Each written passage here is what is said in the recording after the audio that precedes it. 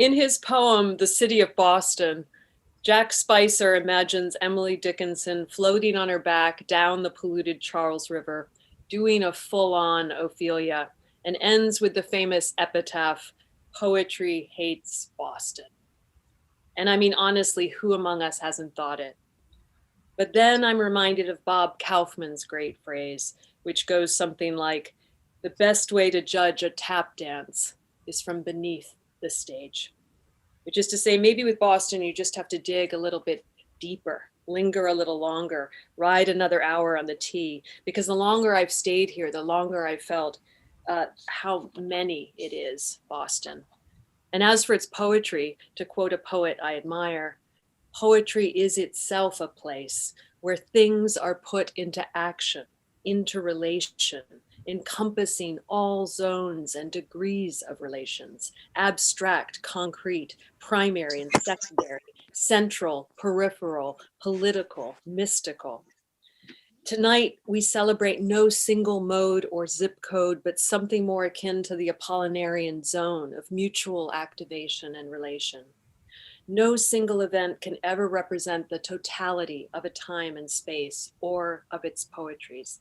But I believe that the 5 poets you're going to encounter tonight will awaken you to the manyness among us and to the diverse array of innovative voices and visions in our midst. Tonight's reading is also part of our continuing 2020 suffrage centennial celebration of pioneering women poets, as Toni Bee so aptly called it, Trey Chic or Trey Chick, meaning all chicks tonight. Some of tonight's poets hail from Boston, but like Spicer have headed west. Some grew up here, have studied and stayed here, taught, worked, and loved here. Bios of our readers will be posted in the Zoom chat at the beginning of each of their readings, and I hope you'll stick around to commune with them in the after gathering. As you may know, at the outset of each Boston Originals event, we present the Friend of the Word Award to a poet who has transformed the community through their generous work and vision. This year, we decided to confer the award on the one and only Margo Lockwood. Margo was one of the original Alice James poets, and her most recent book has been published by Pressed Wafer. She was a part of a lively art scene in Boston in the 1960s, and for many years ran a beloved secondhand bookstore in Brookline called The Horse in the Attic, into which walked a young self-published poet by the name of Eileen Myles, asking if she'd sell her books, to which Margo responded with an exuberant yes and took them all. In excess is success, Margo is fond of saying. After the death of her husband, the celebrated printer and painter George Lockwood, she raised 4 young children on her own, one of whom went on to co-own the Plough and Star of Ploughshares fame, during which time Margo still managed to write her brilliant, quiet poems. There is no way I can ever describe the astonishing singularity of her person and her poetics, writes Fanny Howe. She is a gem, a marvelous poet made of all the worlds she has explored, so you can see all the way to China in her lights. Margo was originally going to read at this event tonight, but her health is, I'm sad to say, failing. She is, according to her daughter Jennifer, beginning to rehearse the heavenly dance. With characteristic generosity and love, Eileen Myles and Fanny Howe have stepped in to share a few words about Margo and perhaps even read a poem or two to get us going. Please welcome them, Eileen Myles and Fanny Howe.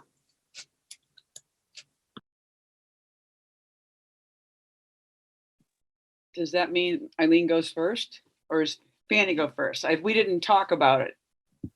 I know, this was what you get for not showing up at the tech rehearsal. You got to wing it. Okay, well, since I'm yapping, Fanny, is it okay with you if I keep going? Okay, cool. Thank you. Margo Lockwood is 10 years older than me, which is to say she always knows something I don't. We are both Boston poets in completely different ways. I fell in love with one of her poems when I first started reading poetry in magazines. In fact, her poem was in a magazine called Painted Bride Quarterly. And I'll read the poem, which is called Anonymous, and another one called Nihil in a minute. But I want to say that in that way that what in your first poems, the first ones that make you go, wow, and you don't get them entirely, they somehow still sink right in and change the very thing of you.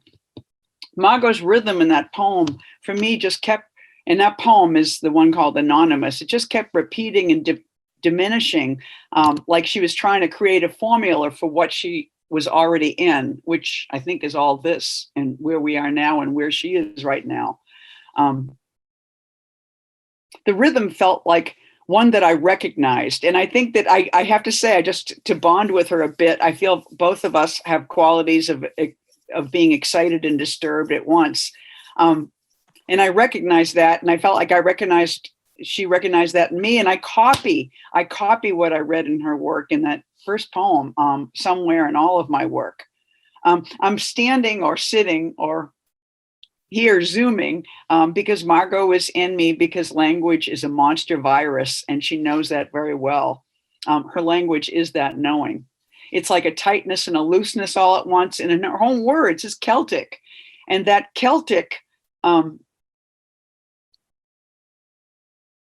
is like, there's a lot of crossouts in this little statement, is like the very nodding of existence itself. She walks down the street and sees it, and it's in her poems. So I went like a groupie to Brookline in the 70s or maybe the 80s to see her in her bookstore, and I think she had a bun, and she was extravagant and kind. I've seen the wilder Margot since then, had drinks with her and heard her stories. I've been to her house, which seems like a wild invention too, like her poetry and her whole relationship to life. I sat on her porch with Fanny, and I just have to say, on that one particular visit, I felt, for me, as a person who grew up in Somerville and Arlington, she completely reinvented Brookline. I sort of never quite knew what Brookline was, nor did I care. And suddenly it's sort of like in her talk, it just became a place and a town and a very quirky part of Boston, which I still feel kind of interested in. And she reinvented Boston for me in a whole new way, because in her speech, it became like a river of stories. She has such an arcana of knowledge that I don't think anybody else has. So I simply think of Margo Lockwood as golden and comic, somebody full of triumph and ruin all at once, which is why she is funny, and her work isn't. It's grand. And so I'm just going to read two poems. One is this one, which I completely am haunted by, which is a poem called Anonymous.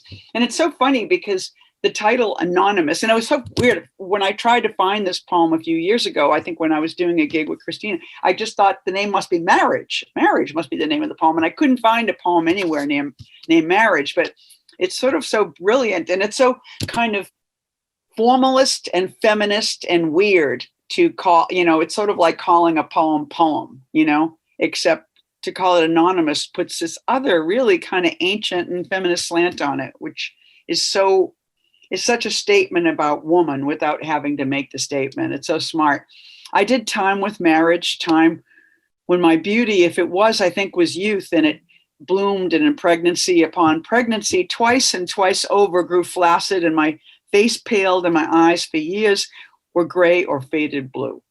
Now, as I pick up men, as I browse through bookstores, aware as I finger their spines thoughtfully, men's books, that there could be some ideas and energy too swift and dark for my handling.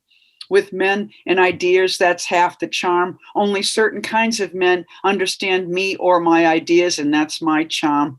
If it's that and not just wildness or swiftness or darkness, which I think is just this gorgeous eternity that she kind of casts. But it's this looping. And here's the other poem I want to read. And part of it is kind of it's like a poem laying waste to itself in a way, which again is this I think this really beautiful ruin that I think is in all her work. So it's called Nihil. And there's a quote up top, which I don't know where she grabbed it from, but it says this really interesting thing, which is disintegrative principles, always a part of Celtic art, reduce human features to a series of meaningless ciphers. Which I think of it as like grave rubbings, it just has that kind of worn down by time, but still shapely. In the stove box fire, the cracked elm stumps take on the white heat of nothingness. The yellow arabesques of my wallpaper take my eyes for a vanishing ride. I listen for the music of my heart, but hear sirens instead, whipping around Brookline Village with firemen and ambulance drivers on the road to disasters. Celtic art of Maya rising, the old jests clink into place in the Kaba box of poetry. Wind in the beech leaves in winter rubs its hands under the wolf moon in vain. The brooch of the ground, fretted with twigs cross-hatched, is polished with ice. Design is where you find it, peering with cold eyes around the rim of the cold world. So I salute thou, Margo Lockwood. Thank you. Eileen, that was just gorgeous what you just read. And all I remember is the day we three were in her kitchen and then out on the porch. And I think you fell asleep in an armchair in the kitchen. Yes. But she never forgot that meeting. She was always asking me how you are. Well, I have nothing much to add to anything that's been said.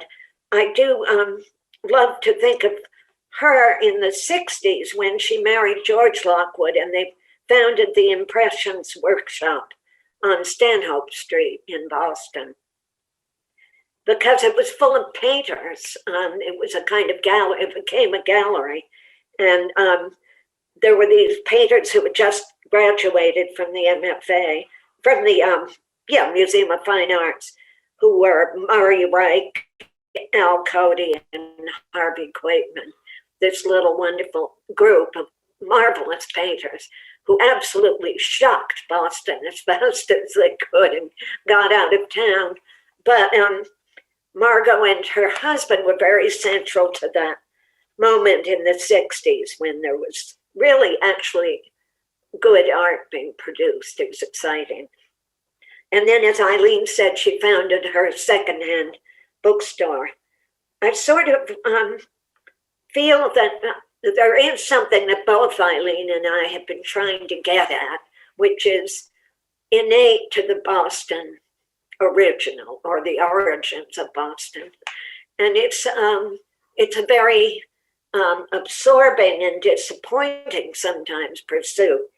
But I think Margot's casual approach to it all is so beautiful and reassuring. I'm just thrilled that Christina is doing this at this particular moment, which is hard for me to face, frankly. She was one of my 40-year friends. But I'm going to read one poem that her granddaughter, Isabel, asked me to read. It's called Boston Girl. Salt cod was drying on the wharves, stacked in boxes 8 feet high. You had to walk quite far away until you saw the water lapping at the piers. A man with only one leg took me on dates. Korean War pilots ejected from their jets, survived being shot at because of the new technology, springboarding them out. My mother thought he'd be a prize. I told her to stop making dates for me on the phone when he called, 1956.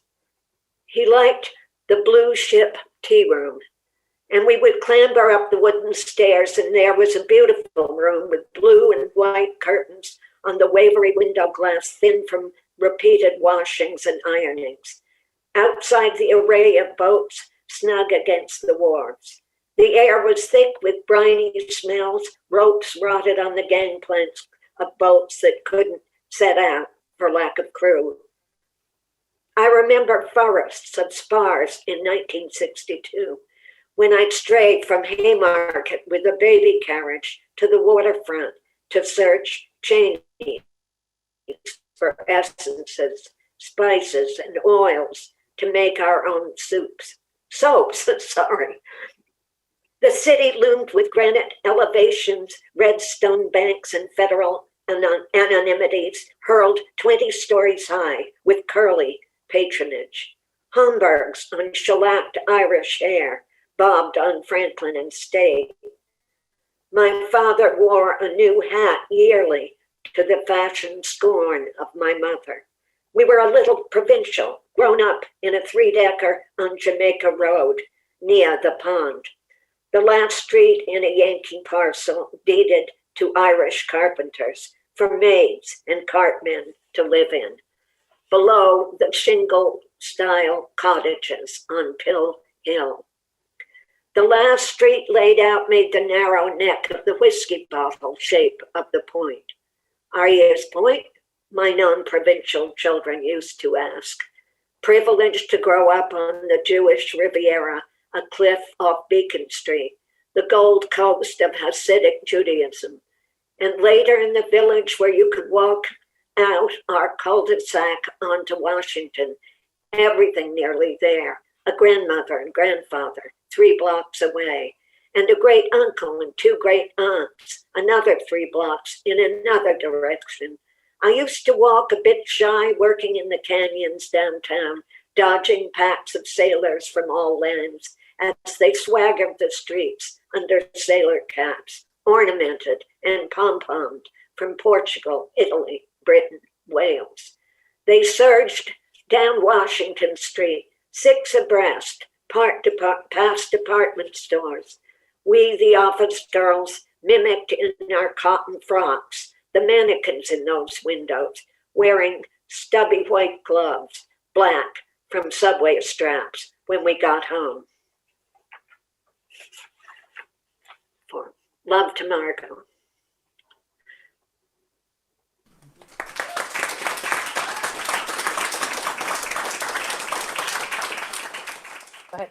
Okay, thank you, Fanny. Oh my gosh, to hear your voice speaking my words, it's just fun. It's like an old salty dog. No! I like this woman. Are you kidding me? You were here incognito? Read, Margo. Wait a minute. That's Finnegan's Wake. Margo. Oh, Finnegan's done. Very Tom Sawyer of you, Margo. Her cinematographer's working very hard to make the show work out. Oh, I'm gonna cry. How are you, Margo? I'm hanging in there. I'm hanging in there. You know, like, I think I've been in Brookline. My family's been in Brookline since 1837. Holy shit. So we're swamp Irish. That's what they used to call swamp Irish. Ah, Because, you know, when you only rent, we never buy. That's what it's called, being swamp Irish. Okay. I thought that's what it's called to be a poet. Yeah, we made up a saying, "Nuff said," Nufsed. Okay, good enough. We love you. Can we all say we love you together simultaneously and unmute? Or is that not going to work? Let's do that. Why not? Hi, Margo. Hey, Margo. Love you. Thank you. Thank you for your work. Thank you. Thank you. Love you, Margo. Hi, Margo. Thank you. We love you. Thank you, Margo. We love you, Margo. Thank you, Margo. We love you, Margo. Margo, here's Eamon. Come on. We love you, Margo. Love you. It's Christopher. You want to say anything? But Is that it? no, I'd like to sing my famous Irish toast. Oh, do Here's it. to you as good as you are, and here's to me as bad as I am. For as good as I am, and as bad as I am, I'm as good as you are, as bad as I am. Yeah. Amen. Yeah. Cheers. Cheers. Cheers. Margo.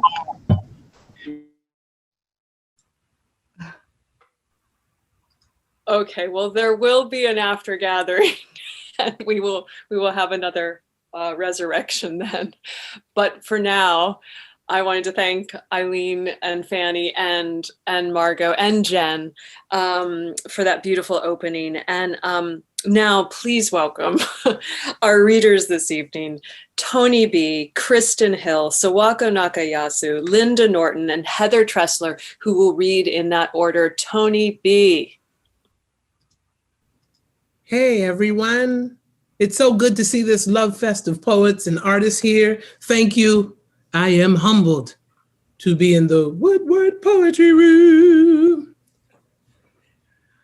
Southern Sun, for Mommy, Eartha May. Southern sun is burning sweat down my tired back, making my skin blackety black, growing the crops more sumptuous each day, taking my privilege of school away, scorching my brain with illiteracy. Southern sun shines determined, but won't keep me in poverty. It's wonderful that this is an all-woman poetry reading. I, of course, published my mama on the front cover because I lost her at 14, but she taught me how to be a woman and how to be a lady. Shout out to everyone here. I'm just gonna read and read and read. You know, women have body issues, right? Not me, sort of, somewhat. This poem is called This Here Body. This here body should eat double chocolate donuts when its bulk is sleepy, or rather wait on the peanut butter cocoa cookie it wants. This body is a berry batch juice better than chocolate. This body is fluffy pillow, needing crunches. This body thrills on this slim paper. Slim paper, make body slimmer. Do I care if my body swings? Do that speak to my pride? In other countries, they'd say I was rich. Praise body for its excess, its fertileness. In this land, just bulk. Yell, body move quicker, put fork down faster. Stop, eat cheese, leave chocolate alone forever. Unless it's the oxy-anti kind. Dear this body, you pretty amazing body. Don't fuss at the team. Stop wanting so very much. Body wonders what to do next. First, no eat nasty donuts tomorrow or the 30th. Yawn, crunch, take stairs. Love, make them stretch you. Body fly. Your body flies. Your body is fly. Fly. My body be.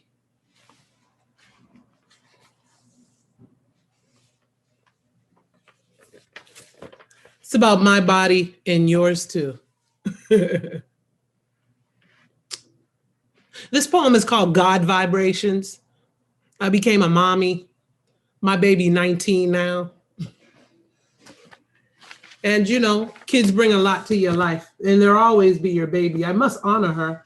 I wouldn't have been Poet Populus Emeritus of Cambridge if I did not listen to her 9-year-old self.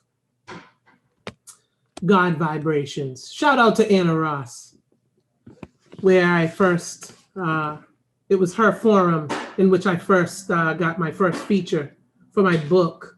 And also shout out to Gilmore Tamney. God Vibrations for my Selena Yard. Bead purse jiggles under the pot of my arm like boiling water. I hear it. It sings and it sings. I know the books. I know the books. I know the books of the books of books. Phone alarm of baby's Bible verses reminding me there is a God. And he, she alarms us. Matthew, Mark, Luke, John, Acts of Apostles, Roman, Corinth, Galatians. Always wanted to know it by heart.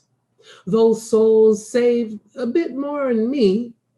Always wondered how they remembered his books.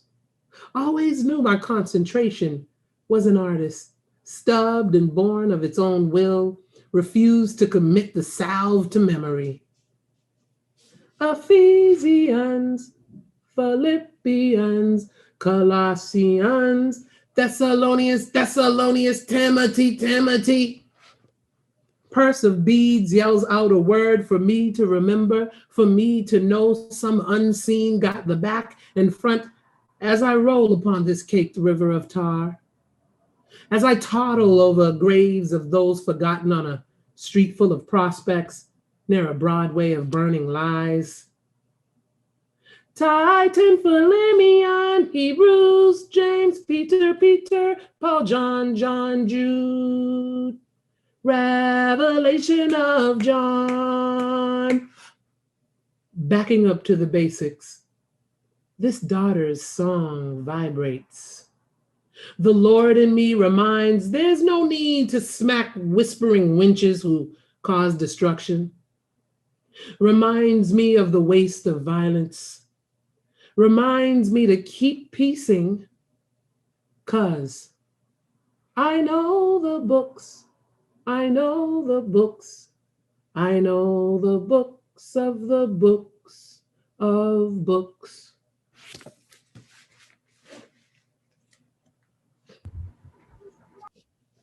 Shout out to Selena Yard, my baby.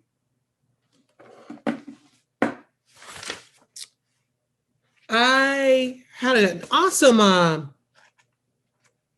wonderful woman named Marian Darlington Hope. She's a Queen of Cambridge, an African mother of Cambridge. And I met her and she was glowing and I was like, I need to be a part of this glow. Teach me. So it was her birthday and I wrote a poem. It's called Sister Bow Bow for Marian Darlington Hope. You are the root. I, a floating idea on the whipping wind. In passing, I saw your branches reach for sky. Thought, marvelous she, what can I learn? Father sent me by your way, pushed me, forced a request. May I be your sapling? I am the sapling, you are the shade branch hovering. Dew of wisdom drips on mornings. I strain my neck for your sprinkled love. Sway of words, I sputter, then listen for your water lessons. Life, a hurricane of constant fire. Together we pray our paths safe. For my frame is wobbly, for your gentle trunk to sustain, to remain logged full of Jesus water, a blessed fountain to visit. You are the branch, I flower burst, bear one fruit, yet restless. I sit at your blessed base, beautiful, squeezing out tears, learning not to fear the unknown, fire resistant, your bark. A precious bite I seek. Please scorch the knowledge in my heart.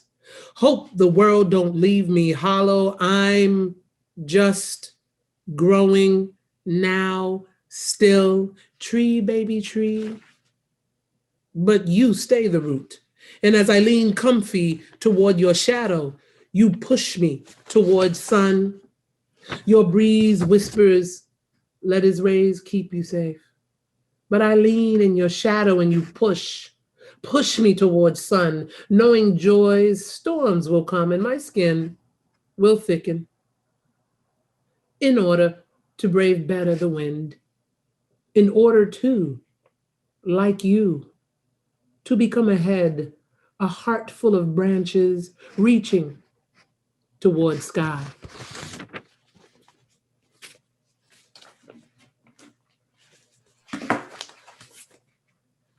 If you don't know, can I tell you my dream real quick?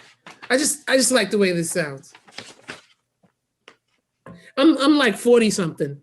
We don't have dreams anymore, you old people. Yes, we do, young ones. Yes, we do. Dream wake. I dream of debutante balls and pony stables. You know, the ones that fly upon clouds. Soaring ponies, I'm not too heavy to ride. I too dream of a bikini body, as is, accepting my thick, sweet caramelly jelly. Dream of traveling, finding, praising Aboriginal bones worldwide. I remember you. I'm sorry you're gone. I dream of living in a house, huge enough house, not too dusty to clean. My kid in her wing, me in his and ours, on farm, near city, house cerulean, with a coop and cock for hens, for eggs, and pig family, with baby bacons I will never eat, goats, 'cause they trouble. No curry for them. Every animal should have a lover. My family will travel abroad thrice, once a year. Dwell in America, maybe this empire, maybe coming to an... So reality says, I dream of prepping a backpack, tuna enough for 7 days, water ×2 for my loves on that walking live she row with a machete type-ish. This dream coming, hope it don't.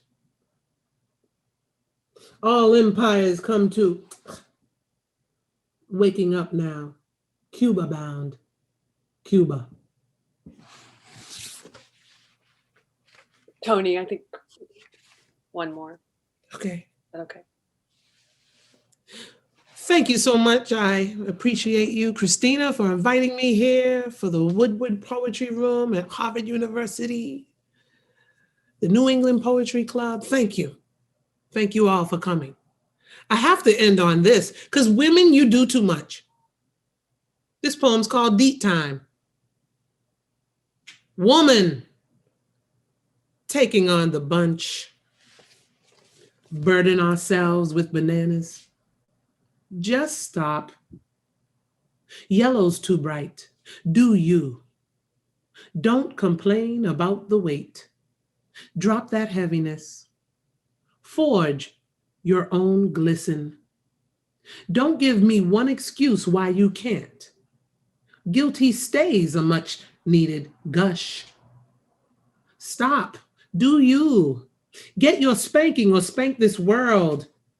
Let her silk rag blindfold you. Spire's tower sway as he eiffels your ridges away. Beg a sphinx to sand surge the clit out of you. Made this world we did. Woman, this green-haired damsel, we sold it. We own this puta. Who we owe? It owe us. You owe you joy. Rest, queen, rest. Allow the heavy in only when you wanna. Make banana okra soup when you want to. Don't wait. There is still red clay begging for you to make a cup of it.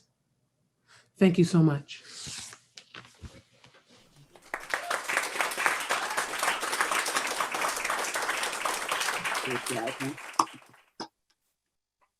You are always so great, Toni. You are always so great.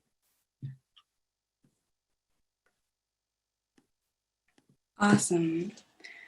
Toni, it's always an honor to be in your presence and to hear you. I'm just happy to be here with all of y'all tonight. Can y'all hear me okay?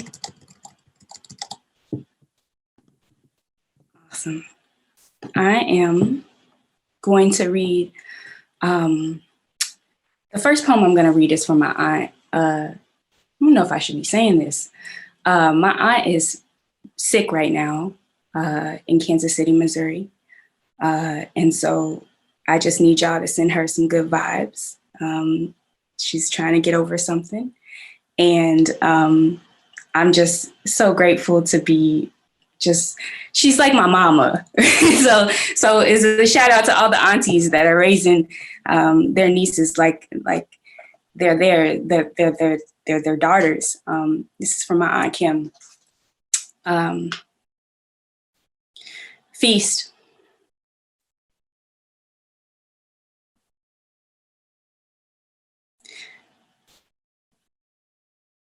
Never felt like my hands belonged anywhere near my aunt's kitchen unless the food was already made and I was fixing myself a plate.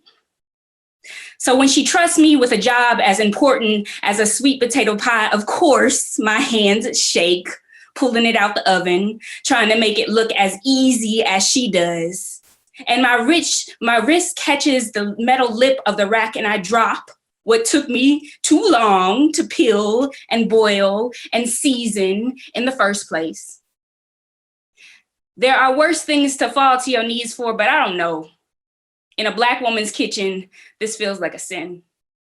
And instead of casting me out, she steps over the mess on her floor and sets her eyes on my injury, turning the puckering skin of my wrist over in her hands, saying, "You don't look that bad," like she done all my life when I broke my face on the sidewalk or cut my own hair. She starts over on another pie like it's no big thing, like she did when my uncle went into a bedroom closet and bit down on the barrel of his revolver. After the funeral, she stayed in the kitchen even when the company came and tried to take over her grief. She just kept making her own morning feast, pulling heavy pans out the oven. Like then, I watch her mind go into another room where it can be unbothered, while I nurse my burn with the aloe that grows on the windowsill, and she hums, blends brown sugar and butter into the soft-boiled body of sweet potato. Her brisk, cinnamon-colored hand turning orbits of gold in a cracked clay bowl that stays so steady on her hip.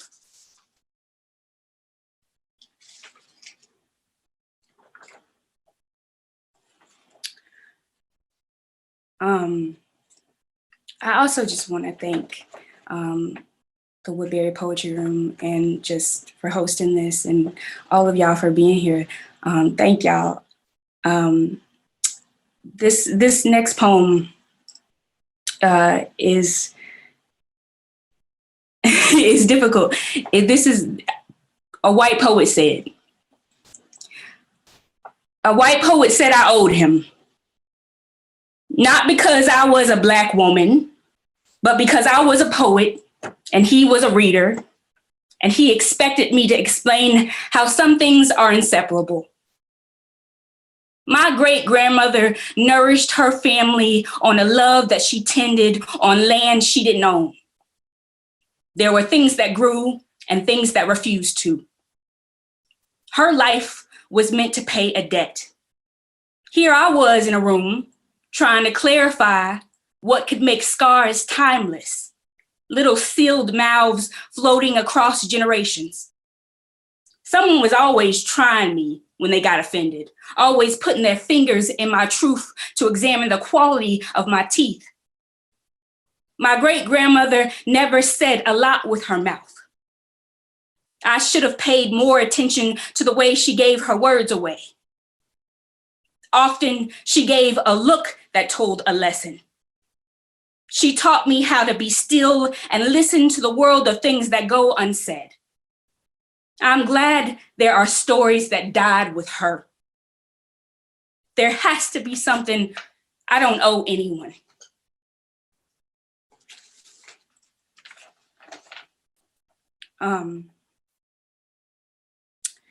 This next poem is called The Wounded Deer, and it's after Frida Kahlo. There's a beautiful painting of a stag just caught in the air. And this is also for Morgan Parker, who's wonderful and inspiring, and always charges me with the bravery to do what I need to do on the page. So this is called The Wounded Deer.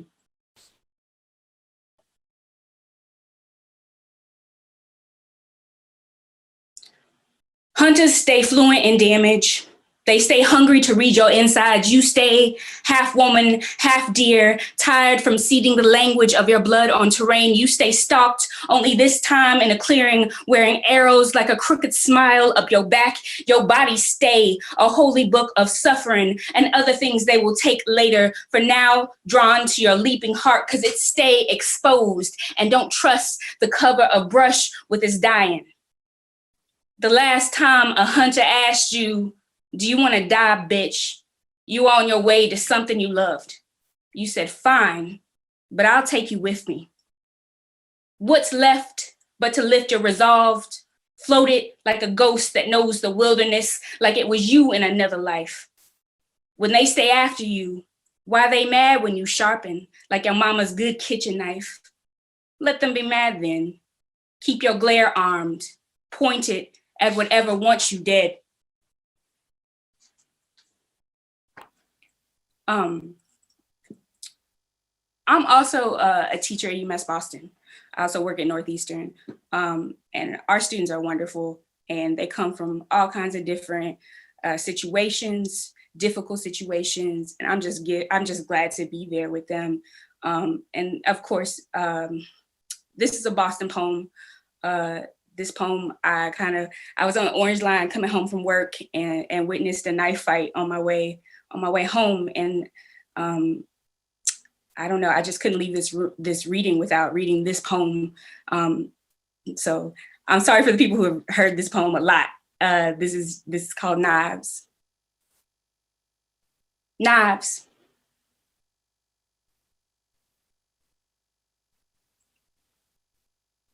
There was something about watching a boy on a train platform pull a switchblade on a smaller version of himself that made me wonder what the lesson was. When the smaller boy got rushed and the crowd made room, I thought for sure he caught the end of it when he yelled like the boy he was, all at 16 and clean Nikes. The smaller boy was fast, and when there was no show of skin, no pulling proof on the platform, even he said really at the miracle of his unslashed coat. It wasn't that he could have been a student in my class, chewing on his pen before answering my question about what Baldwin meant when he said one must say yes to life and embrace it wherever it is found, and it is found in terrible places. And another student said after the cops shot his friend, they handcuffed him and let him bleed out on the sidewalk. Another said she keeps a machete behind the bedroom door when her mother is home. Oh, how small I sounded when I told them all just to be careful. How words can feel useless in a knife fight. How weak I look screaming stop with my back against the wall while an older man pushed the bigger one back at the smaller boy saying stop dancing and do it.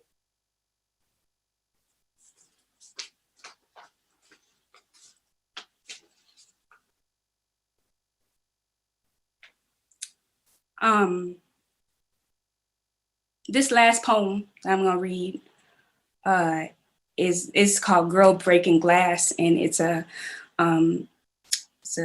love poem to Gwendolyn Brooks. When I heard about Stephon Clark's death, I was in JP at a coffee shop, and I remember just going into the bathroom and just like bursting into tears in one of the stalls. And so this is a poem dedicated to the Black woman who heard me.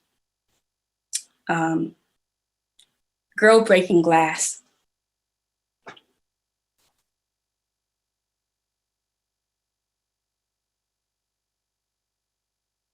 Six of 8 shots hit Stephon Clark's back. I tell everyone because that's how I feel. The fact, a gutted deer in the sky. I wish it would rain.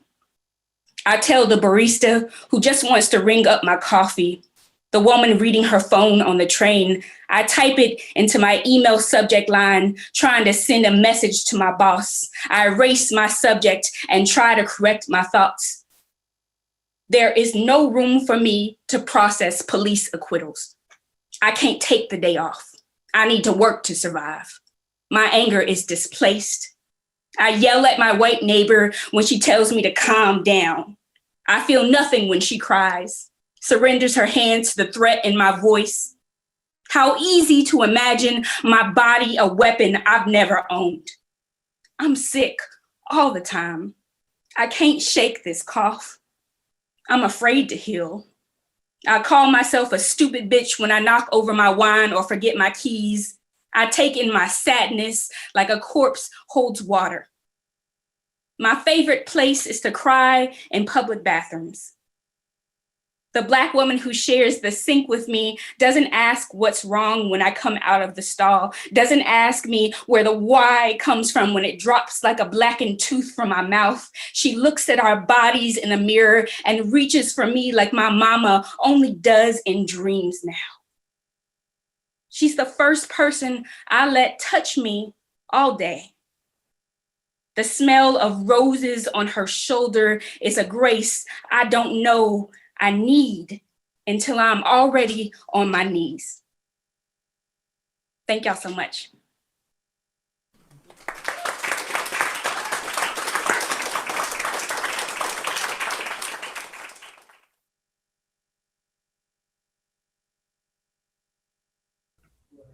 Hi, everyone.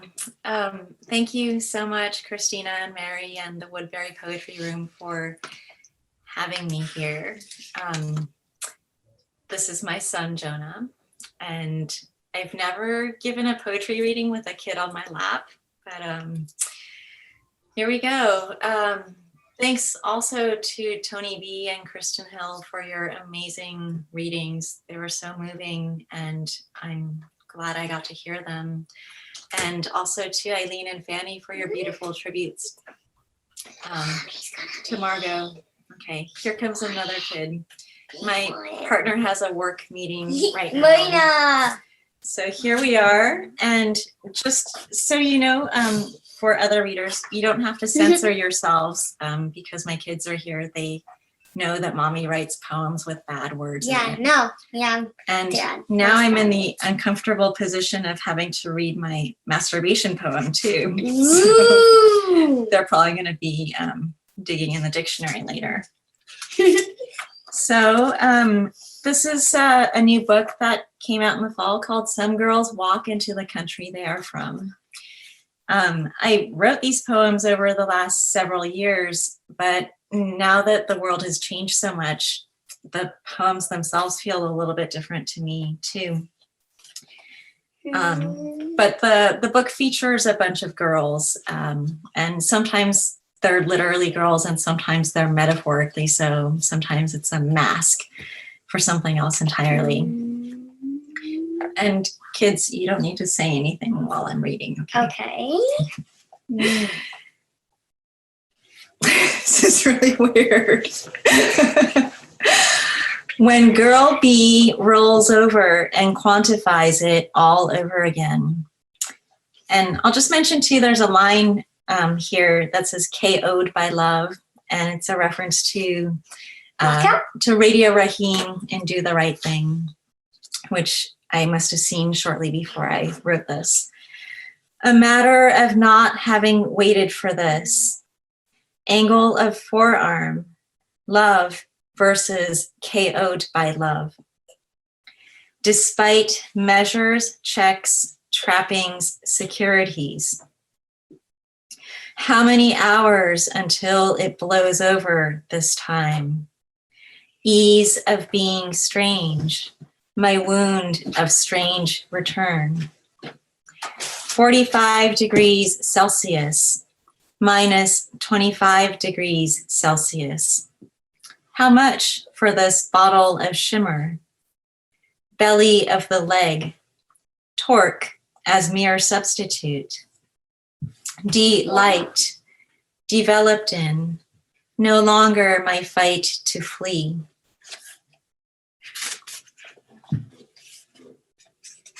Don't throw the ball. Okay. A line of 5 girls with golf balls in their mouths meets a line of 5 girls with tennis balls in their mouths in front of a line of 5 girls with basketballs under their shirts. At any given moment, the tennis ball girls are directly in front of the basketball girls, perfectly in sync. In fact, it is absolutely imperative that the basketball girls do not reveal their basketballs under any circumstances. Everything is fine with this unique and slightly more athletic version of country line dancing. That is, until the whole grid of dancing girls ends up dancing their way onto the fairway, right in the middle of the US Open. With their left thumbs still hooked in the pockets of their cowboy jeans, each girl uses their right hand to pull out a baggie of invisibility powder, rhythmically shaking it all over themselves until there's nothing left to see except for beautifully fine residual vectors, the fine-tuned lines that they are. With these new and beautiful vectors, as well as the golf balls in the mouths of the 5 girls with golf balls in their mouths, they proceed to intervene in the outcome of the major golf tournament, followed by the US Open in tennis. When the grid of girls makes it all the way to Madison Square Garden, they start dropping babies all over that basketball court as if the world was on fire and they needed to drop some weight so they could mad dash their way out of there. Basketballs, I mean.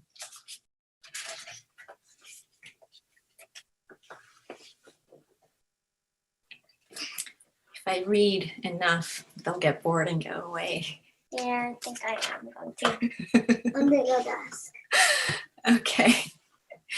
Girl soup. I wrote this poem just after spending the day at Target with What, Target? the family. What? Girl soup. I get tired of being the one to make all the decisions. So when they ask me where I want to eat, I say that I don't care. I'd eat anything at this point. Next thing I know, I am face to face with a bowl of girl soup, and I just can't bring myself. Some of us at the table are in a hurry to eat the soup. They're specifically trying to eat the girls quickly because they seem to know that if you wait too long, they turn into cyborgs or robots, and those are harder to chew. I can see that some of the girls are still alive and perhaps would like to be extracted from the soup. But when I squint, I see that there are girls all over the floor with varying amounts of soup clinging to their clothes. You didn't think they were naked, did you? And so there goes that idea. Just at the moment I think I've run out of options, something comes over me and I take a deep breath and I do it. I jump right in there, that bowl of girl soup. No one is checking IDs or questioning my size or gender or race or voter affiliation, and I quick round up all the girls in the bowl into a large huddle. We have now obliterated 2 major problems. Huddled together, we are too large to eat, and also we've taken care of the problem of the eater. So the next poem is called 10 Masturbating Girls Utopia. And it's a little bit participatory. So there's a moment, there are some stage directions in the poem, and in the text it says sing in brackets. So I'm going to ask you to, in your muted states, so we can't hear each other, I'm going to say sing, and I'll put my hand up and invite you all to sing whatever you feel moved to sing in your space. You can unmute if you like, but you can completely stay unmuted or muted. Sorry, I keep speaking. And then I'll put my hand down and I'll resume the poem. 10 Masturbating Girls Utopia. Here and not here, and at the same time, all at the same but not same place, or only if you count a few pals. As wives have pals too, having recently escaped the city of the captive element, having absolute and wavy belief in their right, tisk, risk of arrival. Here, or rather now, more than 10 girls, A well-designed moment has backups for every girl. No moment without please pleasure, marble you out, heavily polished hammer, delicate flowers lined up, all lined up on the sidelines. Cheer. I defend these girls, but only in this voicing. As soon as I count to 10, they have scattered their heavy wares and have nothing left to lose but their bodies, great bodies. I step out so as to allow them to continue their nominal turn. In the capital of each body is a glint. They limp it. I lose the line. All 10 girls go like this. Sing. La la la la la la la la la la la.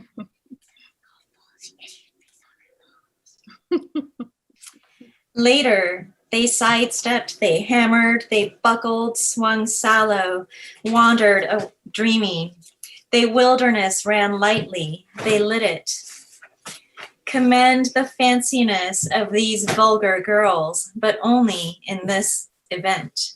As soon as they have placed, I regret carrying their loving moon breeze decadence with me. I have no reference left to blow. Their failures, great failures, I clarify and let go. I mean it ongoing, a neutral turn. In the job of the girl, winning to be. All girls then, and their overlapping shimmer. And this is gonna be my thanks, and thanks for your participation. No, one more poem. What? One more poem. So the next poem is called Couch. And one of the things that I'm experimenting with in this book is the notion of expansiveness in translation. So some of them are poems and some of them are poems I have translated. And some of the translations are just, they kind of live on a range of conventional to very, very weird sort of experimental or odd or sonic or conceptual translations. So there's another poem later in the book that's called Couch that this is based on. This is a poem that I'm translating from English into a different version of English where I'm really trying to stay in a space that's in between a recognizable and familiar and kind of staying in sort of a residue area of language. Couch. My soofut lilt tender, to lighted, brutal enlightened yole, or booth. That doesn't really make sense. A bite on the tela colla, cornering, brickic a plastic. Where in the brackish break, exting, wishting, funk all, I give it all use, everything, any wing. I am capped and easy alle day long. I fill it, we mar it, break it, mar again. I a tree, you extic loot, I return to cry, and you had called it. 2 eggs and the frying pan. Everything on order, furnish, her. Heat to swift, pop. Thank you.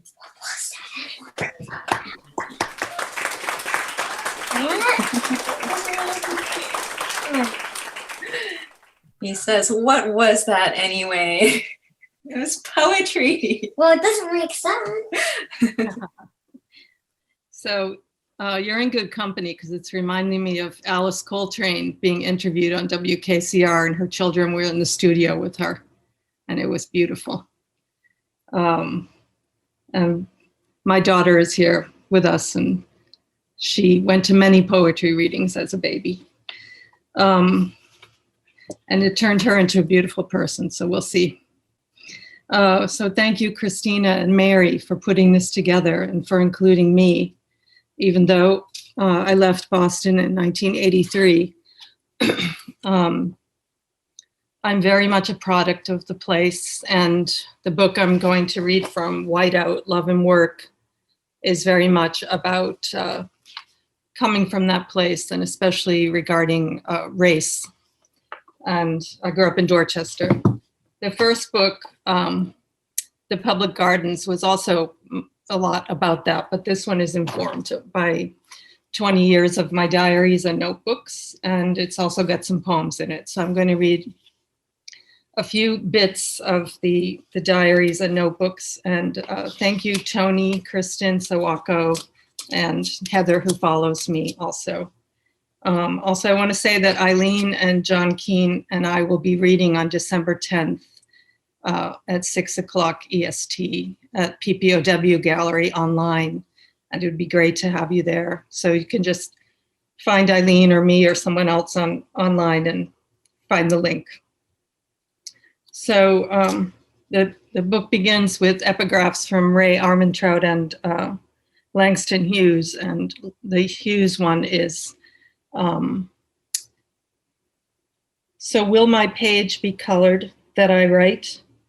Being me, it will not be white.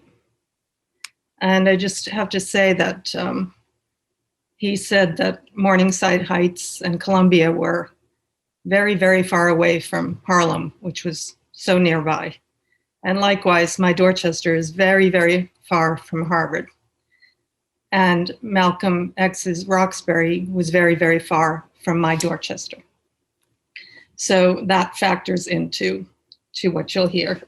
And I've got some characters from my book here in residence. And if you want to know what would make a person nervous, it might be that, right? The book is about 250 pages long, and this is from the 2013 section. So isn't this funny? I decided to go to Sunday Mass for 3 weeks for the first time in 30 years, and the right-wing Pope resigns. Big news. First time a Pope has resigned since 14-something. Coincidence? I don't think so. I'm both shocking and too easily shocked. My faith and my doubt, purity and profanity, my contradictions, and my love for my friends who are converts. How do I explain myself? This is from H.G. Wells to James Joyce, and someone in the chat just mentioned the Joycean of the child. You began Catholic, Wells writes to Joyce. That is to say, you began with a system of values in stark opposition to reality. Your mental existence is obsessed by a monstrous system of contradictions. You really believe in chastity, purity, and the personal God, and that is why you're always breaking out into cries of cunt, shit, and hell. 2 weeks ago, my brother Richard called and needed money. I sent him $50 in cash. Didn't hear from him, so I called to see if he got it. Yes, he said. He told me he was unimpressed with the sum. Can you do something for me? I asked. What? Can you go light a candle for me at church? Yeah, I can go to Arch Street, but now they have electric candles there. You want wax and a real flame? Yes, I said, that's what I want. Okay, I'll see if I can go to St. John the Lesser.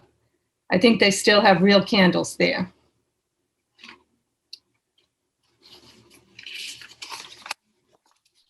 In Boston to visit Bill and Fanny. The streets were icy, my boots were soaked. We took a cab from Cambridge to the South End with Ray. I'd never met her before. The driver was a white guy about my age. I told him my brother was also a cab driver in Boston. A white guy, he said? No way. He looked at me in the rearview mirror. There are only 3 or 4 white guys still driving cabs in Boston. I must know him. What's his name? I tell him, but he doesn't recognize the name. As we pay him and get out of the cab, I can hear him whispering incredulously to the dispatcher, have you ever heard of a Richard Norton? I leave the Woodberry Room to meet Bill for dinner. It's dark and snowing sleet. When I was 23, I met Andrew here in Harvard Square at the bookstore where we worked night shifts, shit shifts, 6 to midnight every Friday and Saturday. Too cool for me, I thought when I saw him, but he persisted.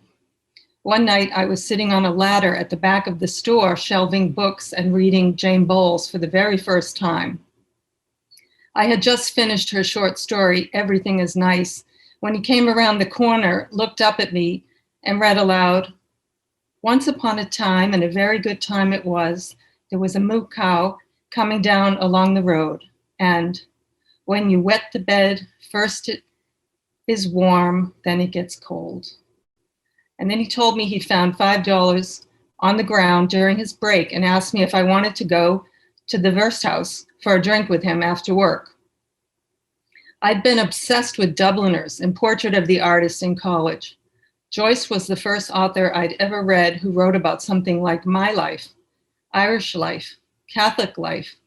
Surrounded by Jesuits and Irish boys, I read about a young man declaring himself the conscience of his race. But could a young woman artist ever be so presumptuous? Could a girl be the conscience of her race? And what was my race? One night in Andrew's bed, I dreamed I was peeing in a toilet, and suddenly I woke up realizing I'd actually pissed myself. I was horrified, but Andrew was totally cool about it. I read it as compassion then, but maybe it was just a sign of his laissez-faire approach to almost everything. From Andrew, I learned about art history and painting, including the word odalisque. He told me I was one.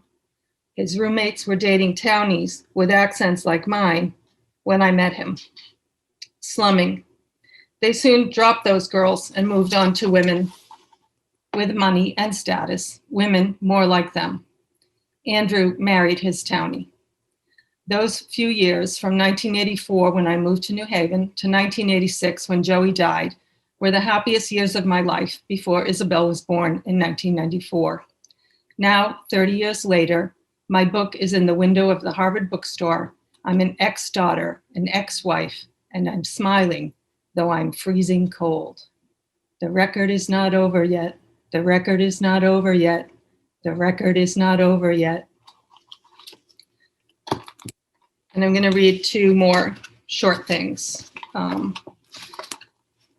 This is a poem called Work. Franz Kafka, the insurance man who wrote America, never went to America.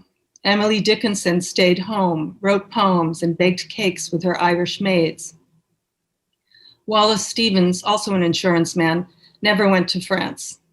In the South during World War I, he saw a train filled with Black troops headed to the war there, and he found their exuberance absurd. James Schuyler said that people often had the mistaken impression from his subject matter, so many flowers, that he knew a lot about gardening. William Carlos Williams pried mouths open. Frederick Douglass went to Ireland and thought the peasants had it worse than slaves. Walt Whitman was a nurse. Lucia Berlin was a nurse.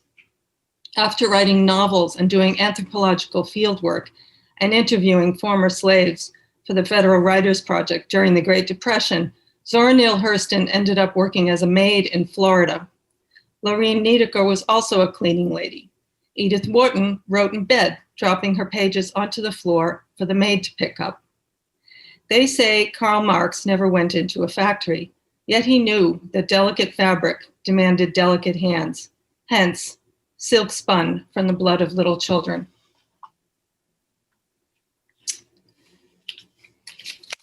And the book is really a tribute to a lot of writers and musicians. And Baldwin is up there, and so is Brooks, Alice Childress, many Irish writers. I was online today for about 4 hours with Irish students because I'm teaching in Ireland online. And then we were doing rehearsal and my Boston accent came out and I was like, I have no idea where I am right now. I'm in California, I'm in Oakland, California. And this is the last thing I'll read. It's called Dream After Reading Pasternak. Last night I dreamed that Wanda called me about community college, but her name was Laura. Laura's favorite color was mauve of lilac in bud. She liked to sit in the violet dusk at the shop near the black currant caramels in glass jars. Wanda goes to junior college near the birthplace of the Black Panthers on the other side of the lake. I can almost see it from my window looking toward the port of Oakland. In my dream, when my mother saw Wanda, she said what she always used to say, the reason I ran away. Then my mother died and Wanda was transbluent, neither Union nor Confederate, neither Black nor Greek. At the wake, I wore mauve toenail polish, a shade called Call Your Mother. Next year in Jerusalem, whispered Tip O'Neill. He was davening on the steps to the polls, counting precincts. Catholics don't daven, and this is not the kind of thing he'd say, but I heard it anyway. When we were little, we lived near the house where Malcolm X had lived. He stayed there with his sister when he first came to Boston. I didn't know this when I was a girl. On my desk now, I have a picture of his old house, a woman standing on the front porch, staring suspiciously at the camera. In the refugee camps in Jordan, where it was crowded and dry, Jean Genet would look up at the sky. Clouds are nutritious. In Palestine, he thought of Oakland and the Panthers, souls shipwrecked by the church, prisons, and pietas. Prisons he found rather motherly. Mourning for Laura, Zhivago also mourned that distant summer when the revolution had come down to earth from heaven.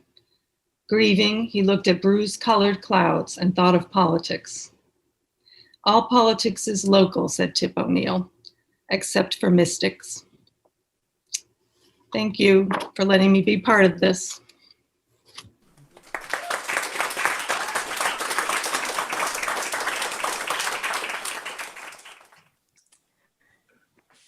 Thank you, Linda. As the last in the lineup tonight, I want to echo our collective thanks to Christina and to Mary, curators extraordinaire, who have made the Woodberry such an important place, both for local poetry, but also for the national poetry scene and international poetry scene. It's also been a real pleasure to read with Toni and Kristen, Sawako, Linda, Eileen, and Fanny. It's quite a lineup. I'm going to start tonight with a poem called Toms, which I wrote this summer as a herd of wild turkeys took over my neighborhood just around the time that our presidential election was heating up, and the two things sort of fused in my mind. The only thing you need to know is that a tom in the turkey world is basically an unmated bachelor turkey on the make. Toms, all strut and gibbering, waddles and caruncles, tom turkeys parade at dusk, panoply of feathers fanned, snoods engorged and dangling over their sharpened beaks, while their heads turn from red to white to blue in a tricolor blush, pulsing placards above their sexual taxis. Hens, loitering in shade, graze acorns and the occasional grub, an eye cocked, nonplussed. They've seen this all before. Ben Franklin thought the fowl vain and silly, but respectable, more American than the thieving eagle. Hens sense that courtship, like government, rarely is as dainty as the ballet of bowerbirds. And of the preening toms, who hasn't felt the need to wear a brighter face in love or war? At dusk, they flock to the wooded edge of town and mate quietly on ground. Then one by one, they take running starts, wings pumping, and like battered 747s, ascend to perch on spiky feet, nestling along limbs longer than their own. Small miracle, how they vault their 20 pounds of pulse in air, as after a day of too many hours, uphill the last set of stairs. Galliforms, sharp-sighted by day, are night-blind prey. My predator is my dark. After love, I too sleep on a second story.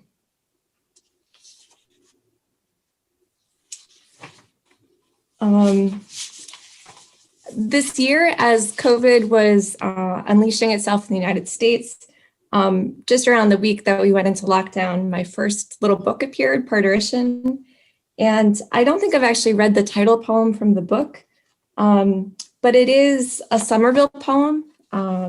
It's about a year in which I was a postdoc in Somerville. And it's also about women artists forging their own paths and making their own narratives. So it seems maybe like a good poem to read tonight. I should say too, parturition is just the Latin term or Latinate term for childbirth, but it's also metaphorically any kind of emergence or birthing. Parturition. Low sounds of morning trains to the city woke me with their soft metallic clacking, oars chapped against water. The shock of a steady check and a warm apartment. 1 month in which mothering felt possible.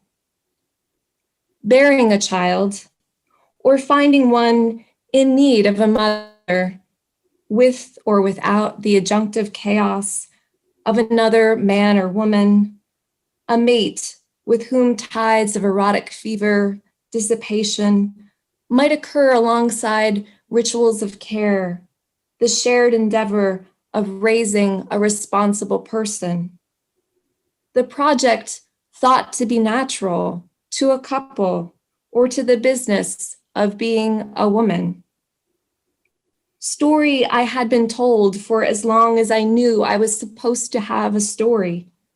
Telos of girlhood, its reproducibility, its end marked by another's beginning. Later, I'd recognize that October hunger as bodily response to a pause in want, steady check, warm apartment, as men seek brothels after battle.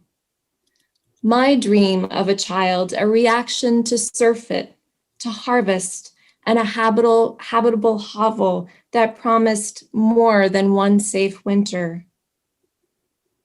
Within weeks, it had vanished, that ghostly infatuation. What they claimed was instinct and part of nature, not a month's seduction. Not a shotgun marriage of sprigged hope and release from long exhaustion. I had read a Roman historian who wrote of Athenians made to oar triremes into war across the wide bowl of the Aegean. Their nakedness whipped by leather sun. The historian noted a phenomenon, or had I dreamt it, falling asleep in the riddle of an ablative absolute. Incidents of hoplites reaching port, who, allowed at last to stand, filled with frenzy, strained to leap overboard. Not, surmised the chronicler, in suicidal longing, but as wasted arms stirred with hallucinatory flight and salted wounds carved like a runic alphabet across their blistered backs broke freshly open, as if the body were trying to sign or to speak in its red ink. And the water they had milled hour after hour no longer seemed a torment, but a mirror in which they could see, in another like the self, who they had been, and what, having won a war, they had been made to surrender. The last poem I'll read tonight is very much about what women bequeath to women who may or may not be their biological daughters. And it seems, having begun the night with a tribute to Margo Lockwood and her surprise appearance, like a good poem with which to conclude. Louisiana Requiem. 8 months pregnant, when your mother began hospice, you sat in the driveway, belly ovoid as an imperial Fabergé egg on the eve of the Bolshevik Revolution. Or so you joked with your dying mother, whose love of metaphor shone through the morphine fog and night air in Baton Rouge, thick with magnolia 3 days gone, and the sweeter tang of Silverbell. Fecund, humid, buzzing air, a soft coverlet over your swollen limbs. You sat, mulling the bald cypress trees older than your grandpa, who made the old money selling insurance to the New South.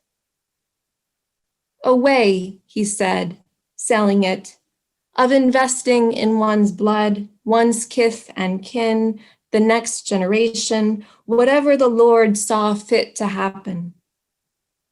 Money, firm as a pillared manse, this grand house turned palliative, which is to care for without curing, cognate with pall and pallbearer, cloak and carrier of the coffin, before the earth's coverlet brings the body home to its colder self.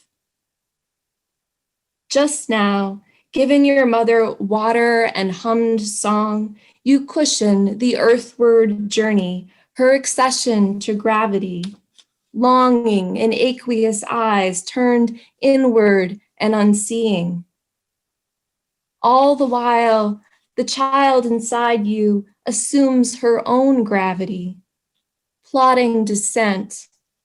Though her head is stuck stubbornly under your ribs, her feet locked against the pelvic gate. To carry a child, to bear the borning, first labor of the endless labors, to concede to the gravity of love's body.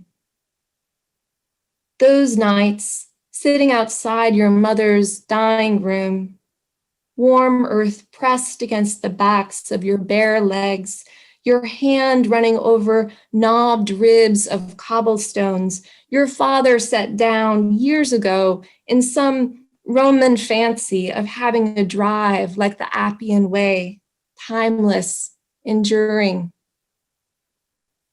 There, in earshot of the night nurse, you let night envelop you in its perfume, a blended scent, a pagan incense, the worship of nature and of the moon, rounding like the child inside you, dimpling its impervious face, as you pray for the pain to recede from your mother's body and for the body receding. And you are an entire country, an America stretched impossibly across a Mason-Dixon and two shores nearing. The woman who bore you, daughter you will bear, your body a hinge between its history and future, an imperfect present tense. A scientist dedicated to the cool notice of detailed fact, resistant to the muddled logic of metaphor, you nonetheless find yourself borne across by likeness in otherwise radical difference.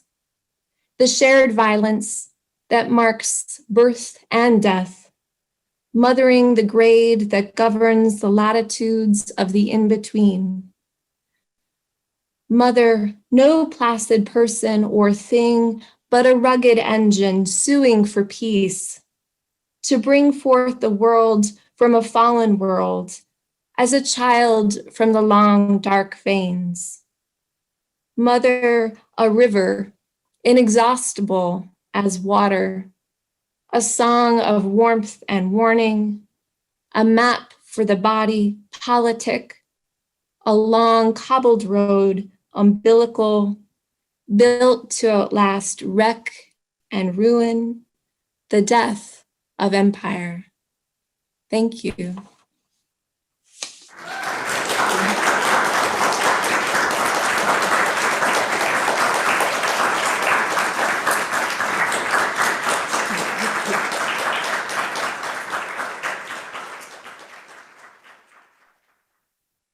Thanks, everyone. Please feel free to hang out and chat with the artists, gossip, sing your Sawako chant, and then we're going to play an outro tune that you all helped us choose. So please feel free to unmute.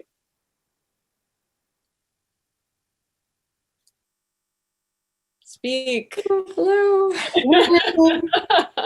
Hey, everybody. Hi. Linda, Linda. My Fanny, my Fanny.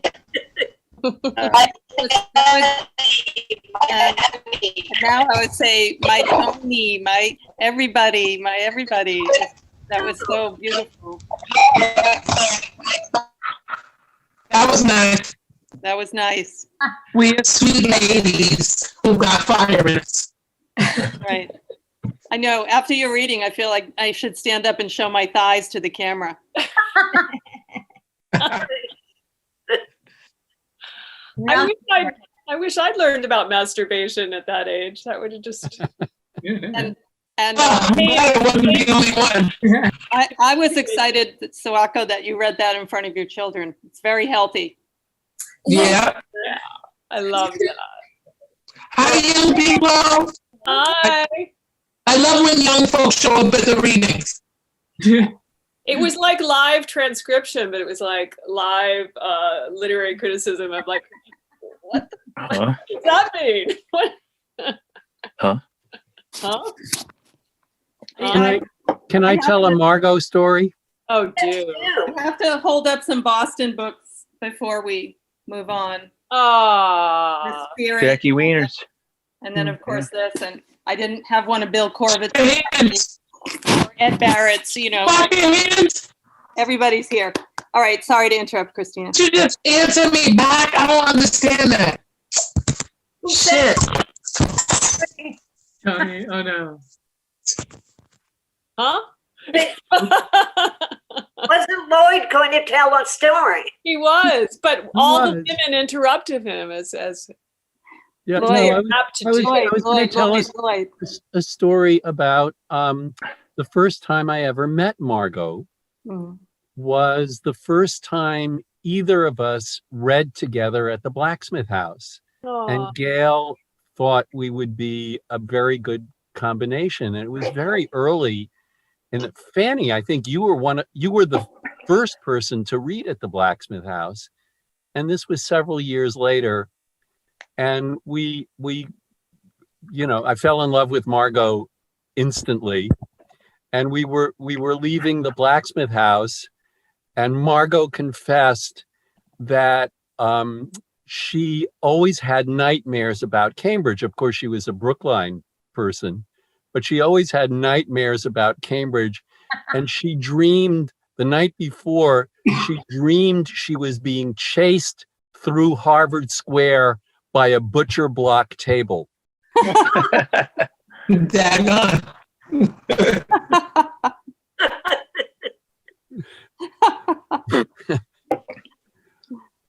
I love Margot. I mean, Cambridge is vicious, but not that vicious. This goes back. My South Boston secretary who grew up in Southie would never come to my house for dinner because she was afraid that those fucking radical lesbian whatever she was imagining were going to attack her if she ever came to Boston. I think we mostly get. She was the toughest person I ever knew, and her husband was a Boston cop. Well, Cambridge did turn Sam into a Cambridge radical lesbian. So,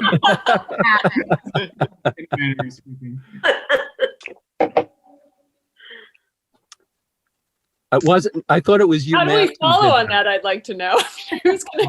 Well, I just want to comment I just want to comment on, I've only met Margot once, but I just want to comment on how glamorous Margot looked. Oh, She looked great. that's the height of glamour. Yeah. It was all, She's like Edith Sitwell on a chaise longue. I mean, she's like, What were you going to say, Fanny? no, I was just going to say she went to thrift shops probably 4 times a week, and she would pull out these amazing, colorful clothes that then she would hand on to the next person after she tried them out. fabulous. Anyone else have a Margot tale? You gonna? You don't have to I have just want to say that I taught Margot's book at Tufts. it. Year that I taught at Tufts, and it's still like the press wafer book. And there's a phrase in it that Fanny wrote about the racing mind of the Irish woman that I'm like, I use it to talk about Margot, but I also just use it to talk about half the people on the Zoom. So thanks for that. But I love that. I love that book. And when the poems were read at the beginning, I just cried and cried. I love Margot's voice, and I feel like I've learned so much from it. Actually, I like to write narrative poems myself, and I think she's this like narrative poem genius, master person. I just love that. I love her poems. Mm-hmm. And I'm cutting up a butternut squash. Katie, I like your new last name. Thanks. I'm working with some different options, just testing them out to see what happens. I want to change my name for my 50th birthday. Yes, you should. Taking votes. No, there's no way you're, my 30-year-old friend. What? My 30-year-old friend, no way. You look great. 50. What you eating? 50. Nice. A mere child. Hey, Kurt, great to see you. Hi, Kurt. Hey, everybody, how's it going? I gotta turn on a different view here. So I had to do some grading earlier, so I had to pop on after. That time of year. I hope you didn't miss Kristen's reading. I've heard her a lot of times. Yeah, but it was. Kristen, I was wondering about this. I'm like, shouldn't my beau be in the room? They watch us write this. We run it off of him. We're like, baby, would you like to hear this again? Not today. Hey, Kurt and Kristen, I miss you guys so much. Oh. Yep. I miss the we miss you too. Oh, can we? God. Yeah. I miss our whole crew at UMass. Oh. Absolutely. Yeah. UMass is going strong, let me tell you. Yeah. We got 2 more weeks left. I'm still teaching. I'm Can't still wait. teaching. I can't believe it. It's such a great department that up there on the 5th floor, I think it is. I loved it teaching there. Yeah. Well, we loved you too. Yeah. Fanny, I was telling the story to Kurt earlier about a time where I stole your chair in the English department. I didn't know that you were using it, and you were so polite about it because you were on the computer before the class so you could print stuff for class, and you just kind of hovered by the computer, and then you were like, "Excuse me," and I was like, "Oh my gosh, I'm so sorry." Oh, well, I don't even remember. You were so kind. I don't know if Joyce Pesseroff is still here, but Joyce connected me with the MFA program, and I hired every MFA poet I could to be a tutor in academic support, which these 2 included. But it was just wonderful, Mitch and oh God, I can't even begin to list all the people who were just terrific. Yeah, and became part of my life. It was wonderful.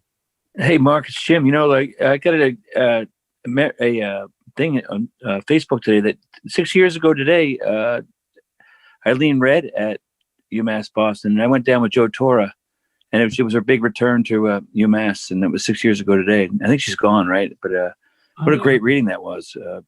Was it that long ago? God, it feels like it was like last year. I know. Great. Yeah. What a great reading that was, right? I think you were there, and Joe and Jill. And I rode down from Blue Cross on the train and met up with you, and I think with Joe. It was a great reading. Eileen has been very loyal to UMass. Yeah, the UMass Boston. I know, she's lucky, but she's very very loyal, and it was a great reading that day. Remember, it was really great. So. Hey, Mark, how you doing? I was thinking of John Wiener's when I was reading that poem of Margot's. Yeah. When she talked about we walked down state in Washington or something, all of us together looking in the windows. And I felt like it was she and John Wieners were walking down. It seemed like the same period exactly. What she was describing. It was certainly his territory. I mean, yeah. It was somehow they seemed to blend into one person. We do what? What? Say something, Mama? I don't know. Hi. Hi. Hi. I have Sawako. I have to tell you that when this will age me, but date me, but when my oldest son, who is about to turn 46 now, was about 5 years old, and every time I would give a poetry reading, I'd get up on the stage, and I'd have somebody sit with him, and I was sort of being a single parent at the time, and he would come up, he would somehow wiggle away from whoever was sitting with him and come up on the stage and ask me to tie his shoe. He just wanted to be part of the show. Yeah. Nice. At the Boston Toni, it was really great to hear you sing. Yeah. Thank you. Yes. I love those interludes. Those were great readings tonight. It was great, yeah. Really very, very impressive for a group reading. Yeah, really. You're right. Well, that's Radio Raheem Sawako.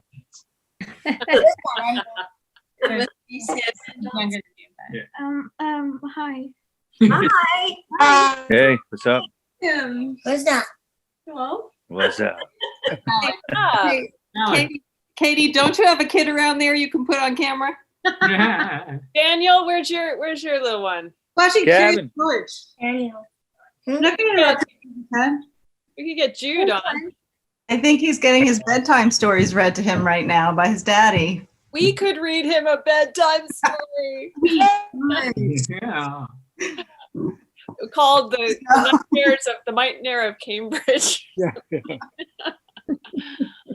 Listen, we did put together a playlist for everyone. Did you see the link to it where you're totally welcome to explore that if you just scroll in the chat, and then we might just play one of the outro tunes for people to kind of dance to and sign off as they care to, or they can still linger. Does that sound good? Yeah. All right. Thank you. Thanks Thank for you all. Thank you. Thank you, Christina. Thank you, Mary. Thank you, everybody. Wonderful. You all. Beautiful people. Beautiful. Thank you, Christina. Let's give love to Thanks, Margo Christina. on her That's great. Yeah. long journey. God bless Margo. Yeah. Yes. Yes. And all of you who love her, I'm sorry. I'm sorry for the pain of these moments. Oh, but she's so courageous. She's going into it with both wings flapping. She's flying, which is beautiful and very, very, very. That's why I sang Finnegan's Wake. Yeah. Right up and ready to go. I know. Yeah, it's very, very, very, very, very courageous and beautiful. But Good to hear you, Heather. So, should we cue the music? This is to dance. Because Margo loves Thank to you, dance. Christina. at the government center. Margo loves to dance. It's Joe Tora. She likes Joe to Tor, we need Joe, right? We need a I little know, box. but Joe this was one of Joe's ideas. So here we go. Mussolini's bikini. That's the song. Cue it up.